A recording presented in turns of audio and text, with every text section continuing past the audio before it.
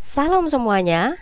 Kali ini saya akan menjawab tentang tuduhan dari akun Mr. K yang mengatakan, daripada Kristen klaim kitabnya orang Yahudi sebagai kitabnya lalu memperkosa kitab mereka sehancur-hancurnya yang masih tidak logis sampai saat ini, mengapa cara berimannya Kristen itu harus melepaskan akal sehatnya dari otaknya, atau harus tidak punya akal dulu baru dianggap beragama Kristen dan beriman?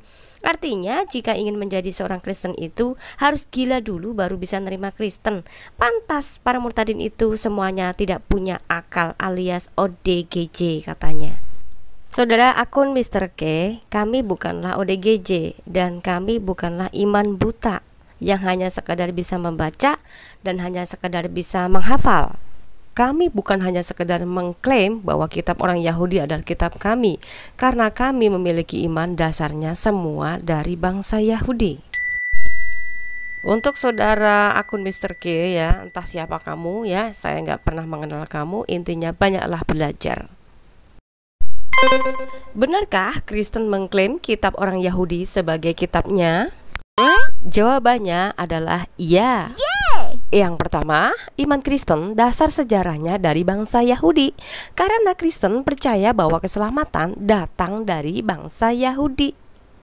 Yohanes 4 ayat 22. Kamu menyembah apa yang tidak kamu kenal, kami menyembah apa yang kami kenal, sebab keselamatan datang dari bangsa Yahudi. Seandainya kitab Taurat bilang keselamatan datang dari bangsa Arab sih, wajar Pak kau ngotot gitu loh. Dalam kitab Yesaya atau kitab para nabi menyatakan YHWH Israel memilih bangsa Israel untuk menjadi saksi-saksinya, dan para saksi-saksi itu jelas nabinya dari bangsa Yahudi, bukan bangsa Arab. Justru pertanyaan sebaliknya, umat Arab atau umat Islam yang mengklaim sebagai penerus kitab Taurat dan Injil, apanya yang diteruskan? Lalu kemudian penyempurna, apanya yang disempurnakan? Lah wong orang-orang Yahudi kalian kutuki dan kalian laknati begitu kok. Ayo dong sadar, kapan sadarnya nih ya? Jangan iman buta, kalian harus telusuri sejarah yang kalian ambil itu dalam Quranmu tuh dari mana asal peristiwanya. Yang namanya kitab Taurat, jelas itu si penulisnya adalah orang Israel. Kemudian bahasanya pun bahasa Ibrani, gak mungkin bahasa Arab kan? Ayo coba lihat dulu kitabnya. Kenapa kitabmu menuliskan tokoh-tokoh bangsa Israel tetapi bahasanya bahasa Arab? Umat Kristen mengimani, bukan mengklaim ya, mengimani kitab Yahudi yang berisikan tentang sejarah peristiwa para nabi. Dan kami umat Kristen adalah umat pengikut Kristus. Pengikut Kristus itu memiliki kitab Injil. Jadi Taurat dan Injil kita satukan menjadi Alkitab. Anda mau juga? Kalau Anda ingin mengimani kitab Taurat, maka jangan dituduh kitab Tauratnya lenyap, tapi harus disatukan bersama dengan Al-Quran, itu baru betul. Tapi kalau dituduh lenyap atau dirubah, ini artinya meniadakan. Matius 5 ayat 17 mengatakan Yesus datang bukan untuk meniadakan hukum Taurat dan juga kitab para nabi, tetapi dia datang untuk menggenapi. Makanya jika umat Islam ingin mengimani kitab Taurat atau kitabnya orang Yahudi, jangan ditiadakan hukum-hukumnya, jangan ditiadakan kitab-kitabnya. Masa dari bahasa Ibrani tiba-tiba berubah bahasa Arab? 2. Iman Kristen percaya bahwa kitab Taurat dan kitab para nabi masih ada sampai sekarang. Tapi orang penganut Yahudi masih memegang kitab Tauratnya, tapi belum percaya dengan kitab Injil. Alasannya apa, saudara? Alasannya mereka belum percaya bahwa Sang Mesias itu sudah datang ke dunia. Nah, ketika mereka sudah percaya bahwa Mesias itu sudah datang ke dunia, maka barulah mereka mempercayai yang namanya kitab Injil. Dalam kitab para nabi, kitab Yesaya 9 ayat 2 memberikan penjelasan, bangsa yang berjalan di dalam kegelapan telah melihat terang besar.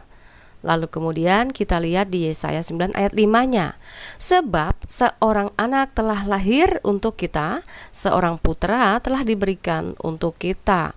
Lambang pemerintahan ada di atas bahunya, dan namanya disebutkan orang Penasehat Ajaib, Allah yang perkasa, Bapa yang kekal, Raja Damai. Tapi itu kan untuk kita. Kita di situ untuk Israel saja, Fatimah. Tunggu dulu, Abdul. Itulah pentingnya orang kalau mempercayai kitab sucinya. Baca alur cerita dari sejarah bangsa ini. Contoh, Yesaya 43. Kenapa Tuhan memilih bangsa Israel untuk menjadi saksi-saksinya? Karena memang segala sesuatu dimulai dari bangsa Israel. Jelas misinya melalui bangsa Israel. Jelas beritanya semua dimulai dari bangsa Israel. Jadi kalau Tuhan sudah memilih bangsa Israel untuk menjadi saksi-saksinya, ini adalah Tuhan pencipta langit dan bumi, Tuhannya Abraham, Ishak dan Yakub, adalah Tuhan yang memberikan keselamatan, yang menyatakan diri melalui bangsa Israel untuk semua bangsa. Selanjutnya, Tuhan juga memilih para nabi-nabi dari bangsa Israel untuk menjadi saksi-saksinya dan bukan dari bangsa lain.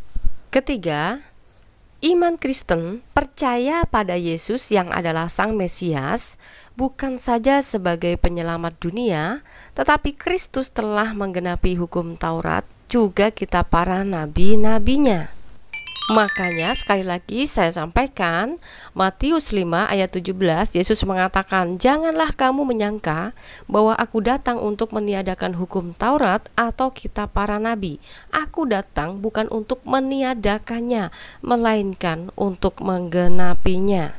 Berikutnya di ayat 18-nya, karena aku berkata kepadamu, sesungguhnya selama belum lenyap langit dan bumi ini, satu iota atau satu titik pun tidak akan ditiadakan dari hukum Taurat sebelum semuanya terjadi. Tuh, jelas kan? Jadi sampai langit dan bumi ini belum lenyap, kitab Taurat dan kitab Injil itu atau kitab para nabi itu tidak pernah ditiadakan, saudara. Nah, pertanyaannya, kenapa iman Islam menganggap bahwa kitab Taurat dan juga kitab para nabi sudah ditiadakan? Dan Al-Quran juga bilang bahwa kitab Taurat dan Injil sudah dirubah-rubah, sedangkan Yesus bilang satu iota pun tidak dilenyapkan. Makanya jurus Islam sekarang adalah menyerang, menuduh, memfitnah bahwa Taurat dan Injil sudah lenyap. Selanjutnya di ayat 19-nya, karena itu siapa yang meniadakan salah satu perintah hukum Taurat sekalipun yang paling kecil dan mengajarkan demikian kepada orang lain, ia akan menduduki tempat yang paling rendah di dalam kerajaan sorga. Tetapi siapa yang melakukan dan mengajarkan segala perintah-perintah hukum Taurat, ia akan menduduki tempat yang tinggi di dalam kerajaan sorga. Pertanyaannya, katanya Al-Quran itu menyempurnakan hukum Taurat dan kitab Injil, tetapi kok hukum Tauratnya ditiadakan ya? Apa pendapat Anda? Dan apa pendapat saudara-saudara yang mualaf? Katanya masuk Islam karena cinta Yesus. Yesus bilang jangan ditiadakan hukum Taurat ya. Tapi kenapa dalam Quran itu tidak ada lagi hukum Tauratnya, bahkan ditiadakan dan lenyap? Apa komentar Anda? Keempat, Alkitab atau Injil atau Perjanjian Baru tidak pernah meniadakan hukum Taurat dan juga kitab para nabi. Terbukti bahwa di dalam Matius 5 ayat 43, dalam Markus 12 ayat 31, dalam Lukas 10 ayat 27, dalam Roma 13 ayat 9, dalam Galatia 5 ayat 14, dalam Yakobus 5 ayat 14. Terbukti semuanya masih tercantum secara utuh di dalam kitab Perjanjian Baru yang tidak pernah meniadakan hukum Taurat maupun kitab para nabi. Bahkan kami setuju dengan semuanya itu. Bagaimana dengan Al-Quran? Sekali lagi, kami sebagai umat Yahudi dan umat Kristen bertanya, mana hukum-hukum Taurat yang diklaim umat Islam sebagai hukum-hukum Tuhan yang tidak boleh ditiadakan? Coba dicek ya, ada nggak Quran menjelaskannya? Fatimah, dengerin ya. Di situ Paulus justru membatalkan hukum Taurat. Kamu harus tahu itu, Fatimah. Nah, inilah kesalahpahaman umat Islam sedunia. Jadi tidak bisa membedakan kata meniadakan dan kata membatalkan. Begini penjelasan sederhananya. Kitab Perjanjian Lama baru tahap nubuatan, sedang Perjanjian Baru itu membicarakan tentang penggenapannya. Keduanya sangat penting keberadaannya. Kenapa harus mempercayai? Karena referensi daftar penubuatan ada di dalam kitab Perjanjian Lama atau kitab para nabi atau disebut kitab Taurat. Karena di situ sudah tercantum ciri-ciri dan juga nama Sang Mesias yang akan datang ke dunia, dan semuanya sudah digenapi di dalam kitab Perjanjian Baru yang kita kenal sekarang sebagai kitab Injil. Jadi, yang namanya meniadakan berarti menghilangkan, bahkan tidak pernah ada jejaknya yang harus kita teliti dan kita selidiki dan kita lihat. Nah, bicara tentang pembatalan, ini sudah jelas sangat mutlak. Karena kalau seandainya hukum Taurat tidak dibatalkan, makanya kitab hanya cukup kitab Taurat saja, tidak perlu Injil, apalagi Al-Quran. Paham ya? Kitab Perjanjian Baru mengimani atau mengiyakan atau setuju dengan kitab Perjanjian Lama. Bentuk setujunya dan bentuk fairnya adalah kami tidak meniadakan kitab Perjanjian Lama, tetapi kami mempersatukan untuk dijadikan referensi atau bukti keberadaan atau kedatangan Sang Mesias Yesus Kristus itu sendiri. Jadi kesimpulannya, umat Kristen bukan lagi orang yang hidup di bawah hukum Taurat, karena kami umat Kristen sudah menerima kasih karunia dan kebenaran yang datangnya oleh Yesus Kristus. Paham? Mari kita baca Yohanes 1 ayat 17. Sebab hukum Taurat diberikan oleh Musa, tetapi kasih karunia dan kebenaran datang oleh Yesus Kristus. Jadi kitab Musa tidak ditiadakan, melainkan tetap menyatu dan sudah digenapi oleh Yesus Kristus. Pesan buat orang yang bersunat secara khitan, Anda wajib hidup di bawah hukum Taurat. Galatia 5 ayat 3. Sekali lagi aku katakan kepada setiap orang yang menyunatkan dirinya bahwa ia wajib melakukan seluruh hukum Taurat. Galatia ayat 4, kamu lepas dari Kristus jikalau kamu mengharapkan kebenaran oleh hukum Taurat. Kamu hidup di luar kasih karunia. Galatia 5 ayat 5, sebab oleh roh dan karena iman kita menantikan kebenaran yang kita harapkan.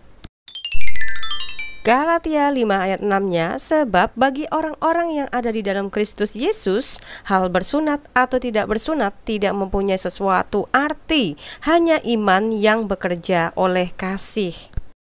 Jadi, orang yang sudah menerima Injil, sudah barang tentu sudah menerima kabar baik dan bukan hidup di bawah hukum Taurat yang harus melaksanakannya dengan sempurna. Dan orang yang sudah menerima kabar baik sudah menerima kasih karunia keselamatan. Akulah jalan dan kebenaran dan hidup. Tidak ada seorang pun yang datang kepada Bapa kalau tidak melalui aku. Ini yang disebut kabar baik. Jadi bukan lagi kita membuat hukum-hukum yang baru, bahkan tidak ada kepastian. Karena itu tadi aku berkata kepadamu bahwa kamu akan mati dalam dosamu, sebab jikalau kamu tidak percaya bahwa akulah Dia, kamu akan mati dalam dosamu. Artinya, orang yang tidak mampu melaksanakan hukum Taurat dengan sempurna, dia akan tetap mati dalam keadaan berdosa. Sesungguhnya barang siapa datang kepada Tuhannya dalam keadaan berdosa, maka sesungguhnya baginya neraka jahanam. Ia tidak mati di dalamnya dan tidak pula hidup. Quran Surat Taha ayat 74. Nah, saudaraku, apa sih yang kita cari kalau bukan jalan dan kebenaran dan hidup? Kalau bukan mempercayai Dia yang adalah satu-satunya juru selamat manusia yang telah memberikan kita pengampunan dosa. Bagi Anda yang masih mencari jalan ke surga, saya kabarkan Yesuslah jalan dan kebenaran dan hidup itu. Terima kasih, Tuhan Yesus memberkati.